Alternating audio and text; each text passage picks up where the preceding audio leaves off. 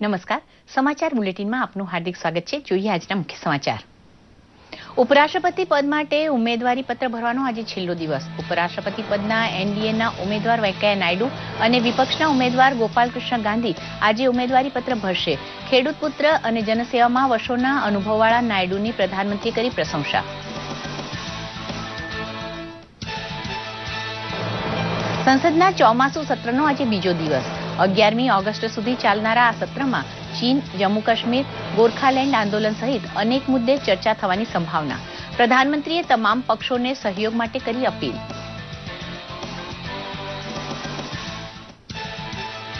સામાન્ય માનવીનો ન્યાય પ્રણાલી પરનો ભરોસો સદાય ટકાવી રાખવાનું કામ ન્યાયતંત્રનું હોવાનું જણાવે છે મુખ્યમંત્રી વિજય રૂપાણી. ગુજરાત નેશનલ લો યુનિવર્સિટીના 14મા સ્થાપના દિને કાયદા શાખાની નવી યુવા પેઢીને લોકતંત્રનો મહત્વનો સ્તંભ ન્યાયતંત્રનું હોવાનું જણાવ્યું. રાજ્યમાં 1-2 દિવસના વિરામ બાદ મેઘમહેર શરૂ થઈ છે. દક્ષિણ ગુજરાત અને સૌરાષ્ટ્રના દરિયાકાંઠાના જિલ્લાઓને સતર્ક કરાયા. ભારે વરસાદની આગાહી કરતો હવામાન વિભાગ. વરસાદમાં એનડીઆરએફની પ્રશંસનીય કામગીરી.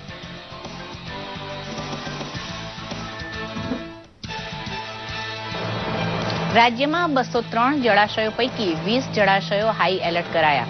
વરસાદનો પહેલો રાઉન્ડ સારો રહેતા આખી સિઝનનો 40% વરસાદ નોંધાયો. ગુજરાતની જીવાદોરી સમાન સરદાર સરોવર નર્મદા ડેમ 85.96% જેટલો ભરાયો.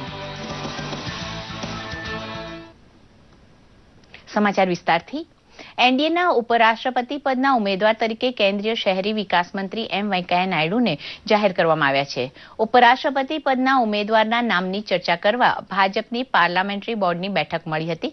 બેઠકમાં પીએમ મોદી, અધ્યક્ષ અમિત શાહ, અરુણ જેટલી, અનંતકુમાર, વેંકૈયા નાયડુ, સુષ્મા સ્વરાજ, નીતિન ગડકરી, થાવરચંદ, શિવરાજસિંહ સહિતના નેતાઓ ઉપસ્થિત રહ્યા હતા.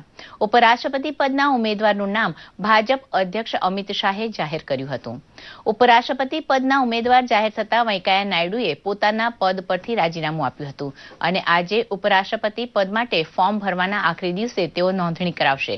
તો વિપક્ષના ઉમેદવાર ગોપાલકૃષ્ણ ગાંધી પણ આજે ઉપરાષ્ટ્રપતિ પદ માટે ઉમેદવારી પત્ર ભરશે. તો પ્રધાનમંત્રીએ ટ્વીટ કરીને કહ્યું કે હું વેંકૈયા નાયડુને વર્ષોથી ઓળખું છું. ખેડૂત પુત્ર નાયડુની મહેનત અને તપસ્યાને પ્રણામ. ઉપરાષ્ટ્રપતિ પદ માટે શ્રેષ્ઠ ઉમેદવાર. Naidu ji across the party line देश के वरिष्ठतम नेताओं में से एक है और सबसे अनुभवी नेताओं में से एक है. इसलिए पूरे एनडीए के दलों ने और भारतीय जनता पार्टी ने उनके नाम को चयनित किया है. ऑपोजिशन ने ऑलरेडी अपना नाम डिक्लेयर कर चुके हैं, तो सर्वानुमति करनी होती तो शायद वो थोड़ा राह देखते. એનડીએ તરફથી ઉપરાષ્ટ્રપતિ પદના ઉમેદવાર તરીકે વેંકૈયા નાયડુના નામની જાહેરાતને ભાજપના નેતાઓએ વધાવી લીધી છે. મુખ્યમંત્રી વિજય રૂપાણીએ પણ વેંકૈયા નાયડુને શ્રેષ્ઠ પસંદગી ગણાવતા કહ્યું હતું કે ઉપરાષ્ટ્રપતિ પદ માટે નાયડુની પસંદગી યોગ્ય છે. તેમને સંસદીય કાર્યોનો બહોળો અનુભવ છે, જેનો ફાયદો તેઓ ઉપરાષ્ટ્રપતિ બનશે તો થશે. વેંકૈયા નાયડુજી વર્ષોથી ભારતીય જનતા પાર્ટીના એક આગેવાન તરીકે કામગીરી કરી છે. રાષ્ટ્રીય અધ્યક્ષ પણ તરીકે કામગીરી કરી છે.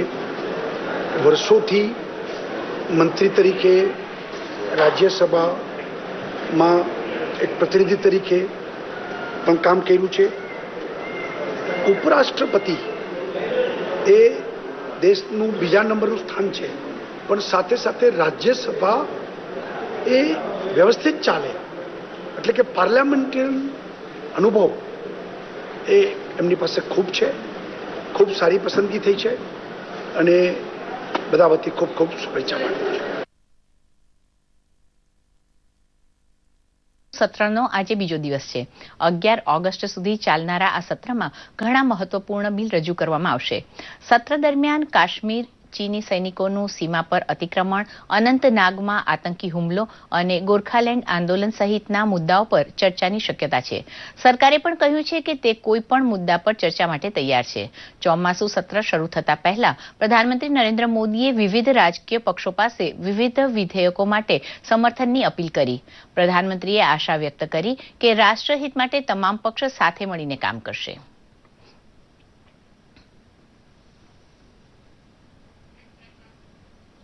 ભારતના 14મા રાષ્ટ્રપતિ નક્કી કરવા માટેનું મતદાન શાંતિપૂર્વક સંપન્ન થતાં મતગણતરી 20 જુલાઈએ યોજાય તેનો ઇંતજાર શરૂ થઈ ગયો છે. મતનું અંકગણિત શાસક મોરચા એનડીએના ઉમેદવાર રામનાથ કોવિંદની તરફેણમાં હોવા છતાં વિપક્ષના ઉમેદવાર મીરાકુમારે લડત આપતા મતદાન અનિવાર્ય બન્યું હતું. દેશના 14મા રાષ્ટ્રપતિને ચૂંટવા માટે સંસદ ભવન સહિત દેશના દરેક રાજ્યોના પાટનગરમાં આ મતદાન થયું હતું. સાંસદો અને ધારાસભ્યોએ રાષ્ટ્રપતિ ચૂંટવા માટે પોતાનો મત આપ્યો હતો. સંસદ ભવન ખાતે પ્રધાનમંત્રી નરેન્દ્ર મોદી, ભાજપના રાષ્ટ્રીય અધ્યક્ષ અમિત શાહે પોતાનો મત આપ્યો હતો. એનડીએના રામનાથ કોવિંદ અને યુપીએના મીરાકુમાર વચ્ચે રાષ્ટ્રપતિ પદ માટે મુકાબલો છે, ત્યારે ભોપાલ ખાતે મધ્યપ્રદેશના મુખ્યમંત્રી શિવરાજસિંહે પોતાનો મત આપ્યો હતો. તેમણે રામનાથ કોવિંદની જીતની આશા વ્યક્ત કરી હતી. अरे उम्मीद क्या, सब जानते हैं रामनाथ कोविंद जी, श्रीमान रामनाथ जी भारी बहुमत से जीतेंगे यहाँ मध्य प्रदेश में. છત્તીસગઢના મુખ્યમંત્રી ડોક્ટર રમણ સિંઘે રાયપુરમાં વિધાનસભા ખાતે પોતાનો મત આપીને એનડીએના ઉમેદવારની જીતનો વિશ્વાસ વ્યક્ત કર્યો હતો. બીજી તરફ મુંબઈમાં પણ મહારાષ્ટ્રના મુખ્યપ્રધાન દેવેન્દ્ર ફડણવીસે રાષ્ટ્રપતિ પદ માટેની ચૂંટણીમાં મતદાન કર્યું હતું. તેમણે કહ્યું હતું કે રામનાથ કોવિંદની જીત નક્કી છે. જ્યારે તામિલનાડુમાં ડીએમકેના કાર્યકારી અધ્યક્ષ સ્ટાલિને પણ ચેન્નઈમાં ધારાસભ્યો સાથે પહોંચીને પોતાનો વોટ આપ્યો હતો. પશ્ચિમ બંગાળમાં પણ મત આપવા માટે સાંસદો અને ધારાસભ્યોમાં ખાસો ઉત્સાહ જોવા મળતો હતો.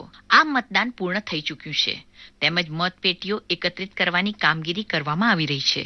આ તમામ મતપેટીઓ દિલ્હી ખાતે એકત્રિત કરવામાં આવશે. તમામ મતપેટીઓ દિલ્હી પહોંચ્યા બાદ 20મી જુલાઈના રોજ મતગણતરી હાથ ધરાશે. 20મી જુલાઈના રોજ જ નવા રાષ્ટ્રપતિની જાહેરાત કરવામાં આવશે. દૂરદર્શન સમાચાર, અમદાવાદ. ગુજરાતની ધારાસભામાં રાષ્ટ્રપતિ ચૂંટણીના મતદાન માટે વ્યવસ્થા ગોઠવવામાં આવી હતી, જેમાં તમામ પક્ષના ધારાસભ્યોએ ભાગ લીધો હતો. રાષ્ટ્રપતિ પ્રણવ મુખર્જીનો કાર્યકાળ 24મી જુલાઈએ પૂરો થાય તે અગાઉ તેમના અનુગામીની પસંદગી પ્રક્રિયા આટોપી લેવાશે. દેશના 14મા રાષ્ટ્રપતિની ચૂંટણી માટે ગાંધીનગર ખાતે પણ મતદાન યોજાયું હતું. મુખ્યમંત્રી વિજય રૂપાણી, નાયબ મુખ્યમંત્રી નીતિનભાઈ પટેલ, વિધાનસભાના અધ્યક્ષ રમણલાલ વોરા સહિતના ભાજપના ધારાસભ્યોએ સ્વર્ણિમ સંકુલ 2માં મત આપ્યો હતો. મુખ્યમંત્રી વિજય રૂપાણીએ કહ્યું હતું કે એનડીએના ઉમેદવાર રામનાથ કોવિંદનો વિજય નિશ્ચિત છે. રામનાથ કોવિંદજી એ 100% રાષ્ટ્રપતિ બનવા જઈ રહ્યા છે. રાષ્ટ્રીય જે સિનેરીઓ છે એમાં ખૂબ ભારે મતથી જીતશે. 28 પાર્ટીનો સપોર્ટ છે અને દેશને એક જમીન સાથે જોડાયેલા બંધારણના નિષ્ણાંત, સુપ્રીમ કોર્ટના લોયર, બિહારના સફળ ગવર્નર, ભાજપના એક સંનિષ્ઠ આગેવાન આજે રાષ્ટ્રપતિ બનવા જઈ રહ્યા છે. અમને બધાને ખૂબ આનંદ છે. કોંગ્રેસના વિપક્ષના નેતા શંકરસિંહ વાઘેલા તેમજ કોંગ્રેસના ધારાસભ્યોએ પણ સ્વર્ણિમ સંકુલ 2માં પહોંચીને પોતાનો વોટ આપ્યો હતો. શંકરસિંહે મત આપ્યા બાદ પોતાની પ્રતિક્રિયા આપી હતી. तकरीबन 100% जो कांग्रेस के थे और एनसीपी के 59 we voted for Meira Kumar ji. Gujarat કોંગ્રેસના પ્રભારી અશોક ગેહલોતે પણ રાષ્ટ્રપતિની ચૂંટણી માટે ગાંધીનગર સ્વર્ણિમ સંકુલમાં મતદાન કર્યું હતું. વિધાનસભાનું રિનોવેશન કામ ચાલતું હોવાથી પહેલી વખત રાષ્ટ્રપતિ પદ માટેની ચૂંટણીનું મતદાન સ્વર્ણિમ સંકુલમાં રખાયું હતું. ગુજરાતમાં રાષ્ટ્રપતિની ચૂંટણીમાં એક સંસદ સભ્યના મતનું મૂલ્ય 708 છે, જ્યારે ગુજરાતના એક ધારાસભ્યનું મૂલ્ય 147 છે, જે 1971ની વસ્તી ગણતરી પ્રમાણેનું મૂલ્ય છે. દૂરદર્શન સમાચાર, ગાંધીનગર. રાજ્યમાં મેઘરાજાએ 1-2 દિવસના વિરામ બાદ ફરી ઇનિંગ શરૂ કરી છે. દક્ષિણ ગુજરાતમાં દરિયાકાંઠે આવેલા વિસ્તારમાં ભારે વરસાદ પડવાની આગાહી હવામાન ખાતાએ કરી છે. સૌરાષ્ટ્રના દરિયાકાંઠાના જિલ્લાઓને પણ સતર્ક રહેવા કહેવાયું છે. વરસાદનો પહેલો રાઉન્ડ સારો રહેતા આખી સિઝનનો 40% વરસાદ પડી ચૂક્યો છે.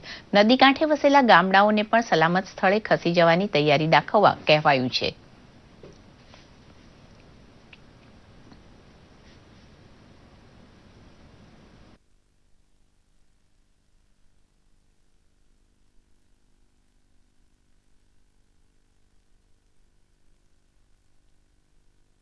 पूरा गुजरात स्टेट में 19% एक्सेस रेनफॉल है.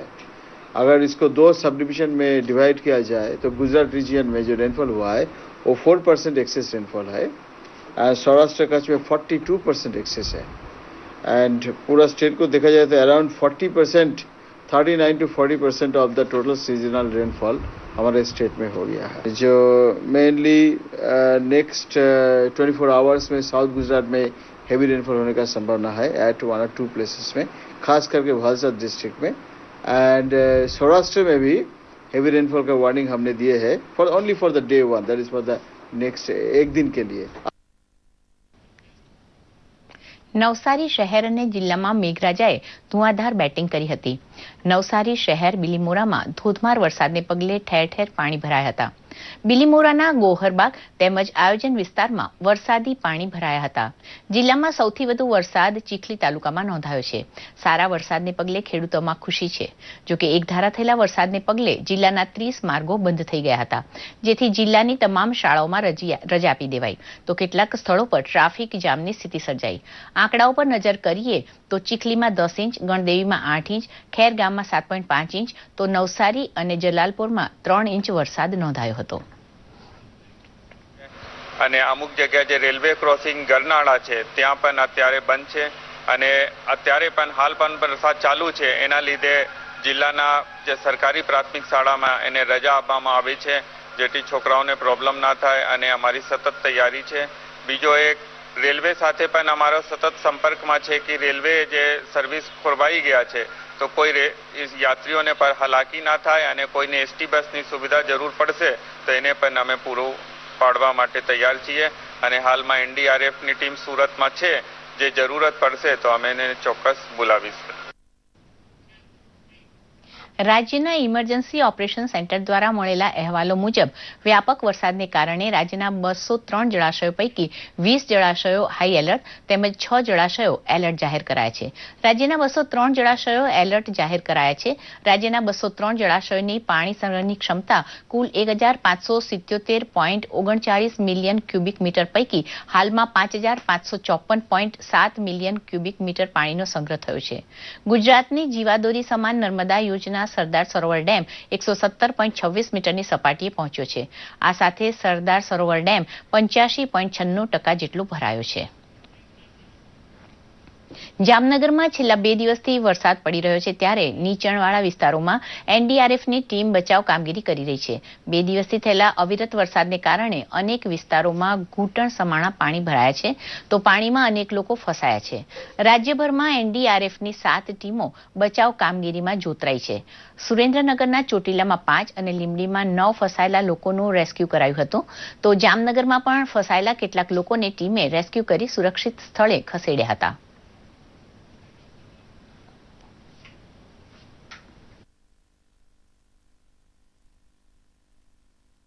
and all that South Gujarat area, and he will be coming here also. So under his supervision, this all teams are working.